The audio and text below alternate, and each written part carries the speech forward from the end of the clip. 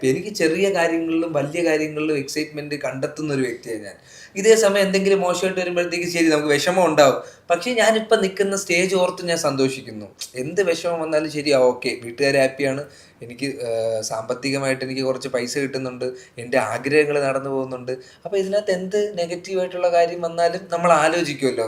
എടാ ഇത് ആലോചിക്കുക, ഇങ്ങനെ ആലോചിക്കുന്നു സ്വയം പറഞ്ഞ് ഞാൻ തന്നെയാണ് എൻ്റെ കൗൺസിലിങ്ങും എൻ്റെ തെറാപ്പിയും ഇതും പരിപാടിയും എല്ലാം. സ്വയം ഭയങ്കര ഇഷ്ടമാണല്ലേ? ഭയങ്കര ഇഷ്ടമാണ് എനിക്ക് എന്നെ. ഒരു പോയിന്റിൽ എനിക്ക് ഒരു സമയത്ത് എൻ്റെ ശബ്ദം എനിക്ക് ഇഷ്ടമല്ലായിരുന്നു. എനിക്ക് കുറച്ചും കൂടെ ബേസ് വോയിസ് വേണം. അപ്പം ഞാൻ ഡബ് ചെയ്യുമ്പോൾ പോലും എവിടെയാ പോകുന്നത്. അപ്പം ഇങ്ങനത്തെ ഇതൊക്കെ എന്നെ ബാധിച്ചിട്ടുണ്ട്. എന്റെ ഡ്രസ്സിങ്ങും എല്ലാം എന്നെ ബാധിച്ചിട്ടുണ്ട്. അപ്പം ഞാൻ എന്നെ ഇഷ്ടപ്പെട്ടില്ലെങ്കിൽ വേറെ ആരടാ എന്നെ ഇഷ്ടപ്പെടുന്നത്? എനിക്ക് ഫസ്റ്റ് എന്നെയല്ലേ ഞാൻ ഇഷ്ടപ്പെടേണ്ടത്. അത് ഞാൻ റിയലൈസ് ചെയ്തു. അപ്പം അതിനുശേഷം ഞാൻ ഇനി ലുങ്കിയിട്ട് പുറത്തിറങ്ങിയാലും എൻ്റെ ഡ്രസ്സിൽ ഞാൻ ഹാപ്പിയാ. ഞാൻ അതിട്ടിറങ്ങിയാലും ഞാൻ ഹാപ്പിയാ. എനിക്കൊരു അതൊന്നുമില്ല, ഞാൻ ഹാപ്പിയാ. എൻ്റെ ഉള്ളിൽ ഞാൻ അത്രയും കോൺഫിഡൻ്റ്. എനിക്ക് എന്ത് ഡ്രസ്സ് തന്നാലും ഞാൻ കോൺഫിഡൻ്റാ. കാരണം ഡ്രസ്സിലൊന്നുമല്ല, നമ്മുടെ കോൺഫിഡൻസിലാണ് അൾട്ടിമേറ്റ് തിങ്. അതില്ലാതെ നമ്മളിപ്പോൾ ഒരു സ്ഥലത്ത് വന്നിട്ട് നമ്മളിങ്ങനെ നിന്നോണ്ടിരുന്ന ക്യാമറ അത് കണ്ടുപിടിക്കും. പിന്നെ നമ്മളൊരു സീൻ ചെയ്യാണ്, നമുക്കൊരു ഐഡിയ ഇല്ല, നമ്മൾ ചെയ്താൽ കണ്ടുപിടിക്കും. ഉറപ്പായിട്ട് ആൾക്കാർ ഇവ എന്തോ ഒപ്പിക്കുകയാണ് എന്നുള്ള സാധനം മനസ്സിലാവും. നമ്മൾ എത്രത്തോളം റിയലായിട്ട് ജെന്യുവനായിട്ട് നിൽക്കുകയാണോ അത്രയും നല്ലതാ. ഫഹദ്ക്ക ഒരു ഇന്റർവ്യൂവിൽ പറഞ്ഞ കേസാ, ക്യാമറയുടെ മുമ്പിൽ ജെന്യുവനായിട്ട് നിൽക്കുക. അതെ, അവിടെ എല്ലാം പിടിക്കും. അതൊക്കെയാണെടാ എൻ്റെ ഒരു റിയലൈസേഷൻ. ഇത് ക്യാമറയുടെ പുറത്ത് നമ്മളൊരു സീൻ നമുക്ക് കൃത്യമായിട്ട് മനസ്സിലായിട്ടില്ലെങ്കിൽ പിന്നെ ഈ കൈയും കാലും പോലെ നമുക്ക് എന്താ ചെയ്യേണ്ടത് ഒന്നും കിട്ടൂല. നമ്മൾ എന്തെങ്കിലും ചെയ്യും. നമ്മളിപ്പോ വെറുതെ നിൽക്കുന്നു, നമ്മൾ വെറുതെ സംസാരിച്ചുകൊണ്ടിരിക്കുന്നു. അപ്പം ഇതിനു മുമ്പേ നമ്മളൊരു കോൺഷ്യസ്നെസ് എന്ന് വെച്ചാൽ കൈ ഉപയോഗിക്കുക. അപ്പൊ നമ്മളിങ്ങനെ കേട്ടിട്ട് നമ്മളിങ്ങനെ വയ്ക്കുന്നു, ഇതെല്ലാം നമ്മൾ റിയൽ ലൈഫിൽ ഇങ്ങനെ ചെയ്യുമോ? ഇല്ല. നമ്മളിങ്ങനെ കേട്ടോണ്ടിരിക്കും. ചിലപ്പോൾ നമ്മളിങ്ങനെ ചാരി നമ്മൾ നിൽക്കും, ഇങ്ങനെ കേട്ടോണ്ടിരിക്കും. നമ്മളിങ്ങനെ കേട്ട് വല്ലപ്പോഴും വല്ലതും വന്ന ചോറ് ഇങ്ങനെ വല്ലതും വന്നാലേ പോവുള്ളൂ. അപ്പൊ ഇതെല്ലാം എന്റെ റിയലൈസേഷനാ. പണ്ട് നമ്മൾ ഇതിന് വേണ്ടി ചെയ്യും. റിയാക്ഷൻ ആണല്ലോ മെയിൻ. ഡയലോഗ് പറയുന്നതിനേക്കാളും നമ്മൾ ഒരാൾ പറയുമ്പോൾ നമ്മൾ റിയാക്ട് ചെയ്തുകൊണ്ടിരിക്കും. റിയാക്ട് ചെയ്യുമ്പോ ഇത് ഓവറാ, ഇതെനിക്ക് മനസ്സിലായി. നമ്മള് ഓക്കെ നോക്കാം നമുക്ക് ഇങ്ങനെ നമ്മൾ തലയാട്ടിക്കൊണ്ടിരുന്നാ മതി, അത്രയും മതി. ഇതെല്ലാം എനിക്ക് ഈ ഇന്റർവ്യൂവും ഇവരൊക്കെ ഇപ്പം ഫഹദ്ക്ക ആണെങ്കിലും അർജുൻ അശോകനാണെങ്കിലും ഷർഫുദ്ദീൻ ആണെങ്കിലും ഇവരുടെയൊക്കെ ഓരോ റിയാക്ഷനും കാര്യങ്ങളൊക്കെ ഇവരൊക്കെ ഭയങ്കര സട്ടിലായിട്ടാണ് ചെയ്യുന്നത്. സ്റ്റാൻഡപ്പ് ഒക്കെ ഞാൻ ചെയ്യുമ്പോൾ അർജുൻ്റെ അടുത്ത് ഞാൻ ചോദിച്ചിട്ടുണ്ട്. അവൻ ഇങ്ങനെ ഓരോ ഡയലോഗ് പറയുമ്പോൾ അവൻ ഭയങ്കര സിമ്പിൾ ആയിട്ടാണ് പറയുന്നത്. ഞാൻ ഭയങ്കര എഫേർട്ട് എടുത്ത് ഭയങ്കര പരിപാടിയിൽ അതിന്റെ ആവശ്യമില്ല. അഭിനയിക്കുകയാണോ? അതിനകത്ത് അഭിനയിക്കുകയാണ്. അതിന്റെ ആവശ്യമില്ല. അന്നത്തെ സമയത്തൊക്കെ ഒരു ക്ലോസ് വന്നാൽ എനിക്ക് കുറച്ചും കൂടെ പേടിയാണ്. ക്ലോസ് കുറച്ചും കൂടെ ഇതാക്കണം. ആ എക്സൈറ്റ്മെന്റ് അല്ലേ എനിക്ക്. ക്ലോസ് എന്ന് പറഞ്ഞ പേടിയാ, പിന്നെ അതെനിക്കിപ്പോ ഒരു എക്സൈറ്റ്മെന്റാ. ക്ലോസ് വെച്ചാൽ ഞാൻ ഭയങ്കര ഹാപ്പിയാ. പിന്നെ എനിക്ക് അങ്ങനെ ഇപ്പം ഒരു ടേക്കിൽ തീർക്കണം അങ്ങനത്തെ ബാഗേജ് ഇല്ലടാ. അതും എനിക്ക് പല ഇന്റർവ്യൂസും കണ്ടാണ് പലരും പറയും ടേക്കിലല്ല കാര്യം. നമ്മളിപ്പം ഡയറക്ടർ പെർഫെക്ഷന് വേണ്ടിയിട്ടാണ് ഓരോ ടേക്കും പറയുന്നത്. അപ്പം നമ്മൾ അതിൽ ഉടഞ്ഞു പോവാതെ നമ്മൾ കേട്ട് പരിപാടി ചെയ്ത് അൾട്ടിമേറ്റ്ലി ഫൈനൽ ടേക്ക്. പണ്ട് ആക്ടേഴ്സിന് ഒരു റെസ്യൂം ബിൽഡിംഗ് പോലൊരു പരിപാടി ഉണ്ടായിരുന്നു. അത് ഈവൻ സിംഗിൾ ടേക്ക് ആർട്ടിസ്റ്റാ. അത് നമ്മൾ അഭിനയിക്കാൻ വരുമ്പോഴും ആളുകൾ പറയാം അയാള് സിംഗിൾ ടേക്കിലല്ല. ഇതൊരു ബാഗേജാണ്, ഭയങ്കര ബാഗേജാണ്. ഇതൊരു പ്രഷറാണ് നമുക്ക്. നമ്മളിങ്ങനെ നിന്നിട്ട് പോകുമ്പം ഓക്കെ ഇപ്പൊ നമ്മളൊരു 4 പേരുണ്ട്. ഞാനിപ്പോ ഫസ്റ്റ് ടേക്കിൽ ഓക്കെ ആയി. അപ്പൊ ഒരു കൊണ്ട് അവൻ ഫസ്റ്റ് ടേക്കിൽ ഓക്കെ ആക്കും, നമുക്ക് അവനെ റെഡിയാക്കാം എന്ന് പറയുമ്പോ ബാക്കിയുള്ളവരും അതിന് വേണ്ടിയിട്ട് പ്രഷർ ചെയ്യും. ഫസ്റ്റ് ടേക്ക് അത് പാളും. ഈ പ്രഷർ വന്നാല് പാളും. അതെനിക്ക് ഇത്രയും പടത്തിലല്ല, എനിക്ക് റിബല് തൊട്ടാണ് ഞാൻ മനസ്സിലാക്കിയത്. അതും വിജയ് സേതുപതിയുടെ ഇന്റർവ്യൂ, ത്യാഗരാജ കുമാരരാജ സൂപ്പർ ഡീലക്സിൽ എന്തോ ചെയ്തോണ്ടിരുന്ന സമയത്ത് ഇങ്ങനെ പറഞ്ഞിട്ടുണ്ട് കുറെ ടേക്ക് പോയാലും പ്രശ്നം. കുറെ ടേക്ക് അതായത് നമ്മളെ ഫൈനൽ ടേക്ക് ആയിരിക്കും. അതെ അല്ലെ ചിലപ്പോ അല്ലെ ഏതെങ്കിലും ഒരു ടേക്ക് ആയിരിക്കും ചിലപ്പോ പറയാൻ പറ്റില്ല. നമ്മളിപ്പോ 4 ടേക്ക് എടുത്ത് ചിലപ്പോ ആദ്യത്തെ ടേക്ക് ആയിരിക്കും ഇത് ഫിക്സ് ചെയ്യുന്നത്.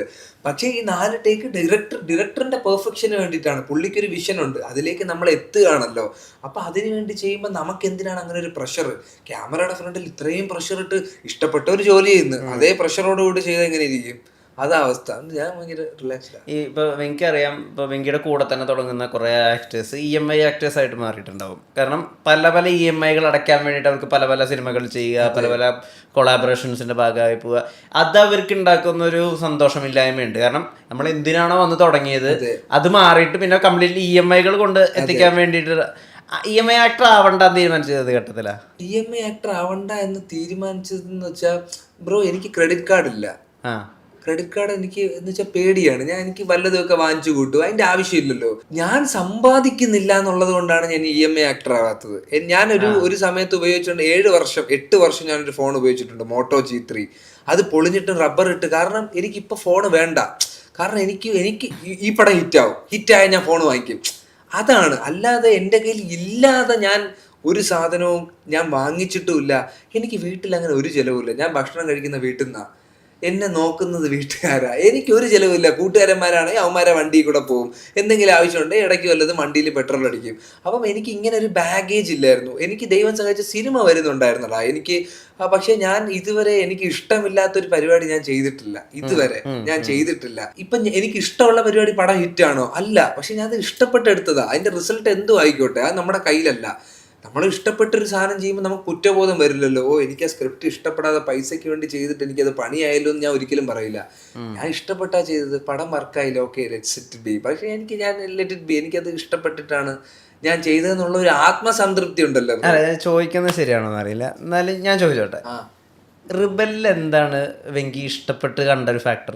റിബലില് എനിക്ക് തമിഴിലൊരു ലോഞ്ച്, അതിന്റെ ഒരു അവസ്ഥ അറിയാലോ, അതിന്റെ ആഫ്റ്റർ റിലീസ് അതിന്റെ അവസ്ഥ അറിയാലോ. അതെ, തമിഴിലൊരു launch. Okay, studio green production.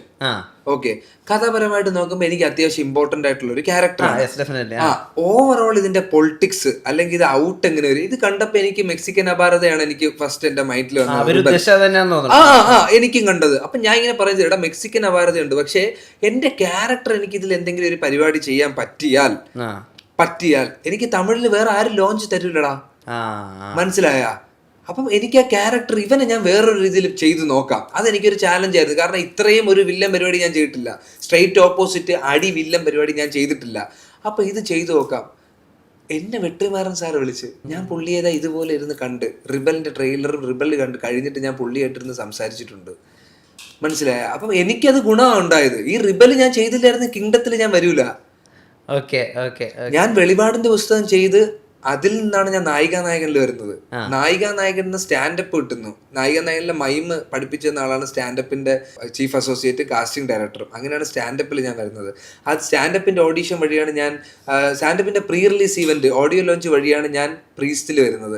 ഈ പ്രീസ്റ്റ് കഴിഞ്ഞ് ഞാൻ കൊക്കോയിൽ വരുന്നു. കൊക്കോ കഴിഞ്ഞ് ഞാൻ ഈ സ്റ്റാൻഡപ്പിന്റെ സെയിം ഓഡിയോ ലോഞ്ച് കാരണമാണ് വേദയിൽ വരുന്നത്. വേദയുടെ ട്രെയിലർ കണ്ടാണ് ഞാൻ റിബലിൽ വരുന്നത്. റിബലിന്റെ ട്രെയിലർ കണ്ടാണ് ഞാൻ കിങ്ഡം വരുന്നത്. ഇതിൽ വെളിപാടിന്റെ പുസ്തകം ഞാൻ മിസ് ചെയ്തിരുന്നെങ്കിൽ ചിലപ്പോൾ എന്റെ ജേണി വേറെ ഏതെങ്കിലും ആയിപ്പോയാൽ. ബട്ടർഫ്ലൈ എഫക്ട് ലിറ്ററലി അതാണ് എൻ്റെ ഇതിലുണ്ടായത്. എനിക്കിതാണ് തമിഴിലൊരു ലോഞ്ച്, അതിനുശേഷം എനിക്ക് പടങ്ങൾ വന്നു, എനിക്ക് പരിപാടി വന്നു, കിങ്ഡം വന്നു. എനിക്ക് കിങ്ഡത്തിനെ സംബന്ധിച്ചിടത്തോളം ഗൗതം തിന്നൻ ഒരു പടം, ജേഴ്സി എനിക്ക് ഏറ്റവും ഇഷ്ടപ്പെട്ട പടം, വിജയ് ദേവർകൊണ്ട പടം, കിടിലം പ്രൊഡക്ഷൻ, കിടിലം ടീം. എൻ്റെ ക്യാരക്ടർ പറഞ്ഞപ്പോൾ ഞാൻ ഇല്ല,